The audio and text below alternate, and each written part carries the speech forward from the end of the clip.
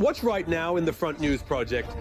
Exclusive from the heart of the war, the Ukrainian self-propelled artillery, Bogdana nullifies the enemy's invasion plans. Intense explosions on the road to Moscow. Military facilities in the Kursk and Vladimir regions are burning. And also, the hellish shelling of Odesa, Kharkiv, and Dnipro, terrorist Russia continues the genocide of Ukrainians. Fiery, hot, and blazing footage from the front lines. Watch right now.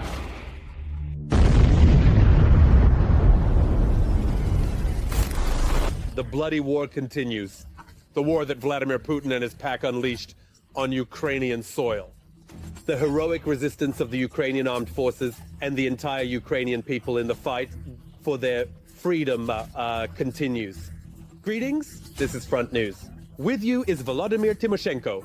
The next 30 minutes will bring you the truth about the war, which our journalists gather from the hottest combat zones. So, are you ready? Then, let's begin.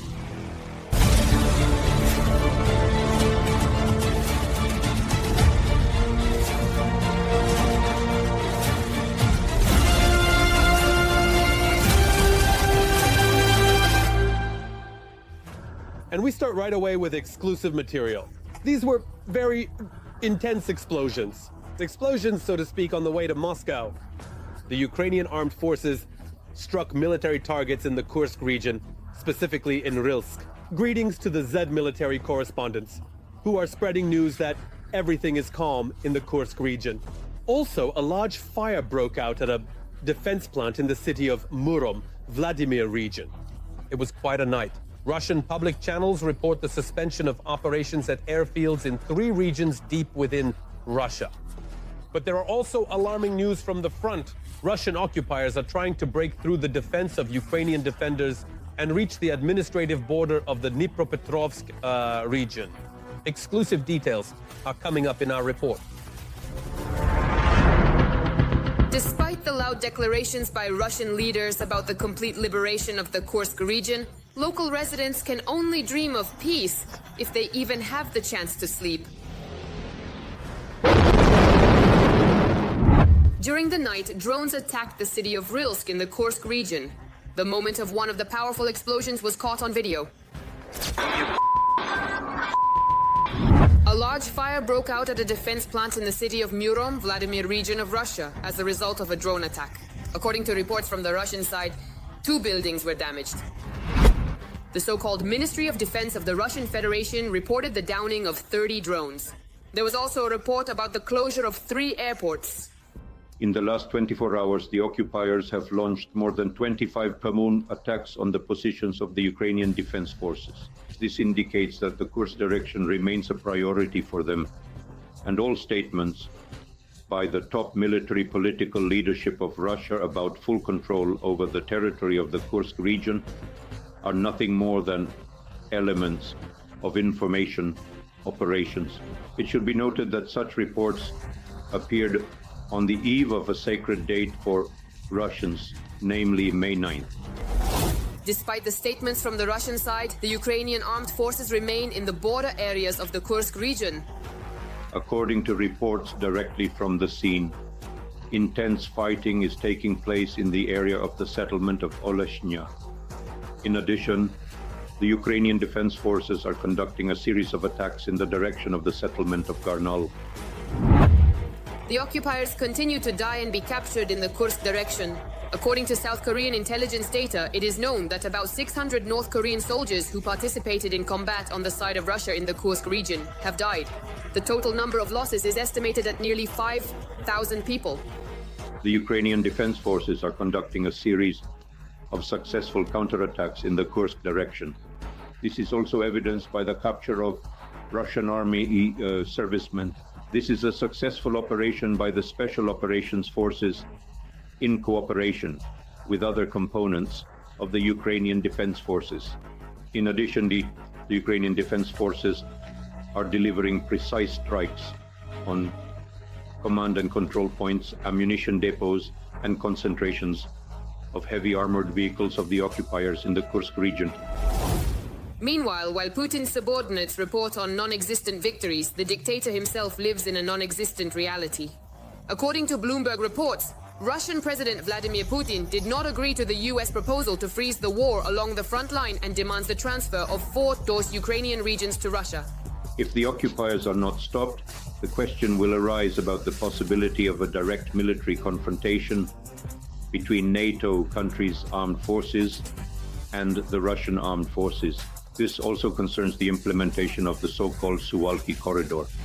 That is a direct invasion from the territory of the Republic of Belarus into Poland and the Baltic countries with the aim of creating a land corridor, which, according to the plans of the Russian General Staff, should connect the territory of the Republic of Belarus with the Kaliningrad region.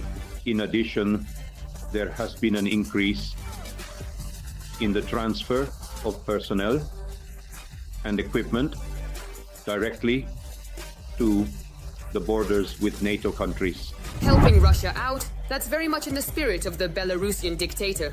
The Russian National Project Unmanned Aerial Systems, launched in 2024 at the initiative of Vladimir Putin, has faced delays.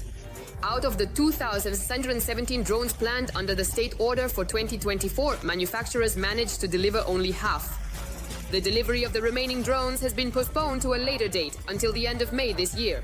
In this situation, Mr. Lukashenko, of course, did not abandon his friend in trouble and agreed to build a drone factory in Belarus for Russia. Every voice matters. Join our community, support independent journalism and help us bring you the truth from Ukraine. Become a member of Ukraine Today. Join us now. They aimed at residential buildings as if they were targets at a shooting range. This week, the Russians caused trouble, again in Odesa. It is known that 2 people died and 15 were injured. Attack drones flew directly into the apartments of city residents and exploded. More details about what the residents of Odesa had to endure will be shared and shown by TSN correspondent Sergei Sachuk. The Russians began congratulating the residents of Odesa on May Day at night, deliberately starting the attack when people had gone to sleep. They approached at high altitudes and immediately flew into residential areas. People barely had time to hide behind 2 walls. One of the drones flew into a multi-story building between the 15th and 16th floors, destroying the roof and the slab ceilings. Miraculously, the building stood firm. Residents of the upper floors recount the night of terror. The house started shaking like never before. It felt as if half the building was lying down. Then we started inspecting the apartment. There were no windows on the balcony, and even the latches were blown out. I also had seedlings on the balcony. Everything was lying on the floor. The children were injured by shrapnel. They were very lucky that they were a bit further from the explosion, and the shrapnel that flew didn't injure them severely, because they were very large.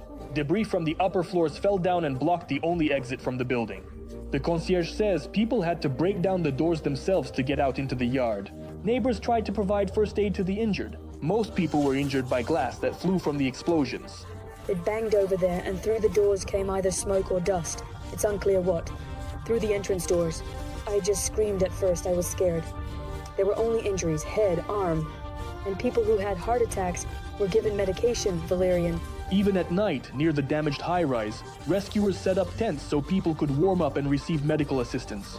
In the morning, wooden boards and plastic sheeting were brought here, and they began to cover the broken windows. Law enforcement officials say the Russians have specifically targeted the civilian population with terror. There were no military targets nearby. There are no military personnel or military objects at the site of the shelling. Currently, the aftermath of the shelling is being dealt with. Assistance is being provided to the affected individuals, and the damages are being documented. Both apartment buildings and private homes of civilians, as well as their cars, have been damaged. In addition to this apartment building, a residential house in Moldovanka was also attacked by a drone. Here, due to explosions and destruction, 2 people died. The roof caught fire, so people had to be evacuated quickly. Several injured individuals were taken by ambulance. They have moderate injuries. And now, an analysis of the operational situation on the Kramatorsk and Toretsk fronts. The bloody rampage of the enemy's army continues here as well. In the Kramatorsk direction, the aggressors stormed the defense forces' positions in the areas of Chasiv Yar, at Novomarkovo, and towards Bila Hora. Our defenders stopped 2 offensive actions by the enemy. Currently, 3 more clashes are ongoing. In the Toretsk direction, since the beginning of the day, there have been 3 clashes, in the areas of Sherbinivka, Druzhba, and towards Estelivka. According to unofficial information, Ukraine has increased the production of its 155mm self-propelled artillery system, Bodana, from 6 units per month in 2023 to 36. And it is Bodana that greatly assists our defenders, including on the Toretsk front line. How exactly this happens will be explained and shown by TSN military correspondent Andriy Tsaprienko.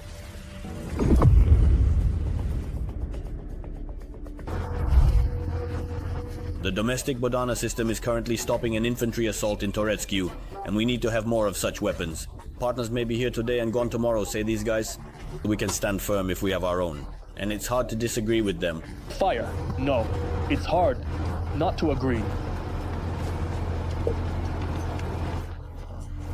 This is convincing proof that the production of complex combat systems in Ukraine can be made widespread. I got used to this wonderful gun. We already know absolutely everything about it.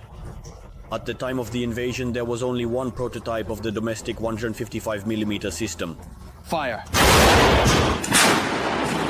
And over the past year, Ukraine made 154 guns for the military, and now produces more than 20 Bodanas per month. As of now, this is the highest rate of artillery production in Europe. We need to produce both ammunition and weapons. As practice shows, partners may be here today and gone tomorrow, and we won't have anything to shoot with. Although the Bodana is not as automated as its Western counterparts, here near Toretsk the gun has proven to be a very accurate and long-range weapon. Fire when ready. Fire. A difficult direction. 20, 30, 40 shells per day are fired. The Russians are just gaining momentum. It's summer right now, and everything is just starting for them. The defense of Toretsk is the longest battle of the entire war with Russia, more than 10 months, longer than Bakhmut. The 100th Brigade and other units currently hold about 1/5 of the city. There is no front line here. Ukrainian positions can be deep in the enemy's rear and vice versa. In Toretsk itself, the enemy has lost more than 15,000 soldiers. Thousands of bodies lie among the ruins of the city because no one retrieves them. There are constantly many of them. Too many. It feels like they never end and never will. But to say that they have had any significant success, no. There is partial success, but I'll say this. If we lose a position, by a certain time of day that position is destroyed, along with whatever entered it. The Russians do not spare their own. If they notice the Ukrainian armed forces taking prisoners, they try to eliminate them.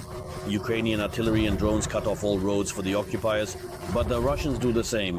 Most of the attacks occur when entering and exiting Toretsk. The Toretsk direction remains one of the most intense. Without Toretsk, the occupiers cannot encircle Kostiantynivka, the main logistics center of the Ukrainian defense. Fire!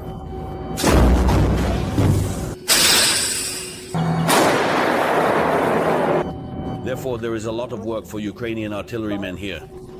The commander of the American Paladin unit of the 100th Brigade is convinced that even in the era of drones, artillery has not lost its relevance, especially in Toretsk. Is artillery still relevant? Yes. Yes, it remains relevant because it covers the infantry. Artillery is artillery. It's indispensable as well. You can't quickly suppress an assault without it. FPV strikes more precisely, but we can deliver a massive strike, completely covering a certain area. And now, an analysis of the operational situation on the Lyman and Kharkiv fronts. Russian world here continues to destroy, kill, and maim here as well. On the Lyman front, the invading army carried out 17 attacks on Ukrainian positions. In the areas of Nadezhda, Yampolovka, Kolodyazy, and towards Grikovka and Zelenaya Dolina throughout the day. 7 battles are ongoing. Our soldiers are steadfastly holding the defense and inflicting losses on the enemy. On the Kharkiv front, the defense forces repelled 2 enemy attacks near Volchansk and towards Novovasilievka. The war-torn Ukrainian city of Kharkiv continues to suffer from the enemy's brutal bombings. On the evening of April 29th, the Russians launched a massive strike on Kharkiv. The Shevchenkivsky, Kivsky, Saltivsky, and Slobitsky districts were under attack. Apartment buildings and private homes, a medical facility, and civilian infrastructure were damaged. Unfortunately, there are reports of many casualties, more than 40. All the details in the next report by TSN journalist Yulia Boyko. The night in Kharkiv was loud. This is the Slobidskaya district of Kharkiv, just one of the areas where Russian drones caused destruction. Around 10:30, the city's residents heard a distinctive hum, and then the explosions began. A drone hit directly into the wall of an apartment building. One of the 15 drones launched by the Russians towards Kharkiv landed here. The alarm signal came almost after the explosions. Around 10:30, residents heard a hum, and a few seconds later, the apartment building shook. The blast wave shattered windows in several entrances, and debris damaged cars, homes, and people. Caught us by surprise. Were you already going to bed? Well, we were about to. It was 10 o'clock, almost 11, on the 11th. It banged loudly, very loudly on the 17th over there, on the 2nd at the hospital. We all neighbors? All the neighbors ran out into the corridor. The whole apartment was covered in glass and soil from the flower pots. It was something terrifying. I took a shower, had dinner, and went to bed with my kids. 10 o'clock. One explosion. Second explosion, I ran out in just my underwear. We all ran out. I got hurt right here. It's not permanent, I'll be honest with you. A total of at least 77 residential buildings were damaged in 3 districts of the city. More than 1,500. Windows were shattered, 14 roofs, and the infrastructure was destroyed. In the 8-story buildings, the structures were damaged. The house hit by the Shahed suffered the most damage. Here, the boiler room was damaged and almost all the windows were shattered. If we assess the degree of damage to the house in terms of the percentage of broken windows, it would be around 80%, because the apartments are complex and each apartment has an exit on 2 sides of the building. We're still figuring out the equipment, we don't know yet. The rooftop boiler room is also in question because it was the closest to where it hit. Some streets were flooded due to the destruction of water pipes. An enterprise and a hospital were also damaged. The impact was quite significant. The impact was near the hospital, in residential buildings, in private homes, multi-story residential buildings, and industrial enterprises. Our city's engineering infrastructure was damaged. The medical facility was damaged because a Shahed hit near it. Windows were shattered. Fortunately, none of the patients or doctors were injured. It is already known that Russia launched at least 15 Geran-2 drones at Kharkiv. 5 districts of the city were affected. There are reports of 47 injured. Among them are 2 children and a pregnant woman. Assistance points for the victims are already being set up at the impact sites. Psychologists, medical personnel, and public services are still working here. But now let's move to the Kupyansk direction of the front. Yes, this is another sacred goal for Putin and his entourage. Accordingly, the situation here is also extremely tense. In the Kupyansk direction, the enemy attacked 5 times in the areas of the settlements of Novosinovo, Glushkovka, Novaya Kruglyakhovka, and Zagrizovo. During the week, specifically on April 30th, Ukrainian border guards had their professional holiday. The State Border Guard Service is not just about patrolling our borders. Over 3 years of full-scale war, the border guards have transformed into a powerful combat force that fights alongside the armed forces of Ukraine and the National Guard on the hottest fronts. The border guards now also have heavy weaponry, artillery, missile systems, unmanned and conventional aviation. And RSN correspondent Andrei Tsaplienko claims it was thanks to such armament that the border guards managed to repel an important section of the front near Kupyansk from the enemy. Here the Russians planned to cross the Oskol and establish a bridgehead. However, the border guards thwarted the enemy's plans. Let's look at all the details. Every departure of the border guards to the position is a lottery. If you made it, it means you drew a lucky ticket. Anti-drone nets along the road and burnt-out cars remind of the aerial threat, which makes the drive across themselves when entering the semi-destroyed settlement. It's a very dangerous place. FPVs fly, drones fly, reconnaissance drones, Halls, Lancets. I am a believer, and it helps. And it helps. Despite the fact that Russian drones are actively searching for the position of these rocket launchers, they manage to reliably camouflage their installation. Ukrainian border guards are a powerful structure, equipped even with missile systems. In particular, thanks to these mini MLRS, the concept of which was developed in the State Border Service, it was possible to stop the enemy here, in some areas near Kupyansk. And not only stop the guys' claim, but also push them back. A success that should be consolidated. The State Border Service proposed combining the Croatian RAU S-12 trailer system with an armored army Humvee. What seemed like a simple technical solution at first glance turned out to be very effective. When the gun fires, it has its own recoil. On a light vehicle, it seems to wobble, but on this vehicle, it stands as if it's one solid unit. For some time, the border guards tried not to show these installations. Now it's clear why. The compact rocket projectiles, despite their size, have great power and produce an unforgettable psychological effect on the enemy. The installation can make 12 launches in 10 seconds, and while the rockets are still in the air, it can disappear from the launch position. Come on, let's go. That's why the enemy until recently didn't know exactly what was hitting them. You can press for single shots as much as needed, 1, 2, 3, and there's a salvo. I press and hold until all the projectiles are launched. But it's hard to keep technical solutions secret for long in modern warfare. But the Russians won't be able to replicate the Ukrainian success. They don't have such ammunition or vehicles. In this area south of Kupyansk, the enemy never reached the Oskol River and was even forced to retreat. The border guards believe it's thanks to their combat work. When I held these positions and advanced significantly forward, so pushing the enemy back further. This is all thanks to this vehicle and the team. There was work, there were shells, we worked a lot. The crew received a new target and is moving to a new firing position. And it's a couple of kilometers east of the point where we saw this machine working earlier. The line of combat engagement has moved away from Kupyansk here. The success, though local, is motivating. Time plays a decisive role. In the air, the strongest force is the drones. One of them is very close. It flew by. Everyone fully understands what could happen if it spots the installation. A command is given. The first 2 rocket projectiles fly towards the enemy position. After reconnaissance confirms a hit on the target, the full package is launched. Speed is the main advantage of this installation. They haven't even reached the enemy yet, and the crew is already leaving the position. Lesha, quickly take the camera. The guys are working in coordination with the drone unit of the State Border Service. So the success of the ground forces here should be reinforced by Ukrainian drones. These will be multi-strike drones working on the front line, FPV drones a bit deeper in the rear, and large night bombers even further back. Our reconnaissance wings are deep in the rear, there for the purpose of destroying, detecting artillery equipment, concentrations of equipment, and enemy logistics. The MLRS crew is returning at maximum speed through villages completely destroyed. The combat mission was completed 100%. Today, military fortune is on the side of our border guards. To maintain success tomorrow, we need to be faster and smarter than the enemy. Only this way can we stand firm.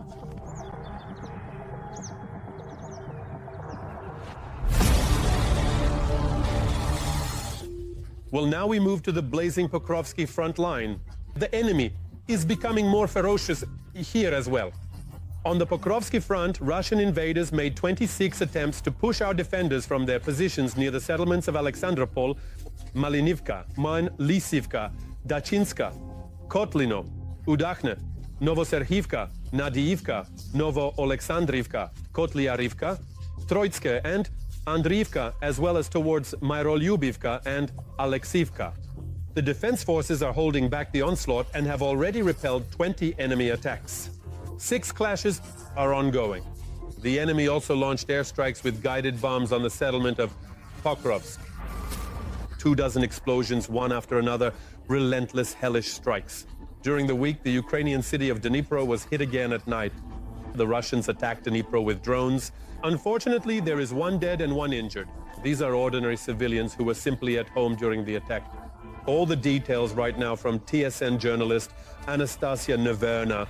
A house shattered and burned to the ground. This night, the Russian army targeted the homes of Dnipro residents in the private sector. These charred walls were home to 78-year-old Vyacheslav until yesterday evening. It was here that he was injured. Fortunately, his life is not in danger. As neighbors told us, 6 months ago the man buried his wife, with whom he had lived for 55 years. He has not yet recovered from the grief and now has lost his home. We went there on Monday.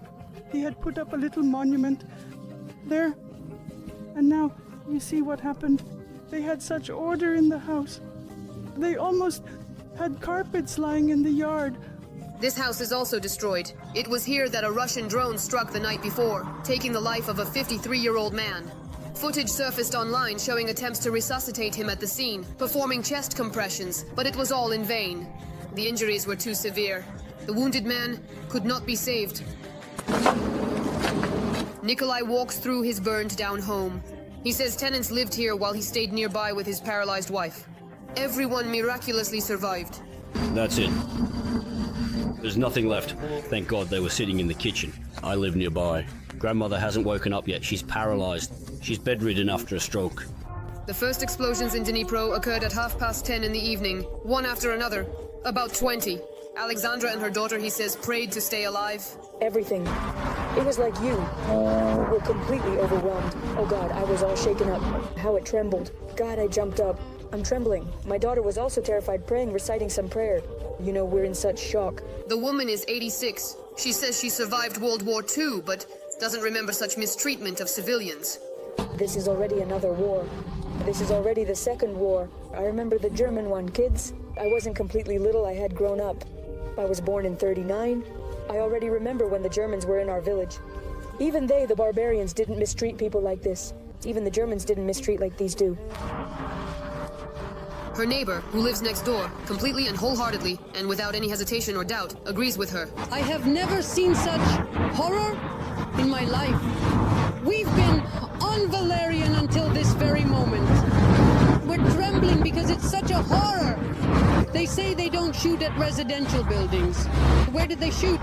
There's no factory, no plant, no military unit here. Where did they shoot? They shot at the civilian population.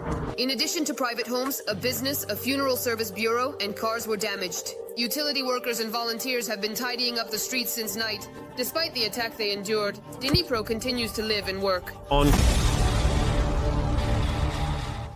All for today, but very soon Front News will feature new unique materials from our journalists in the hottest spots of the war, gathered so that you know the truth. This was Vladimir Timoshenko with you.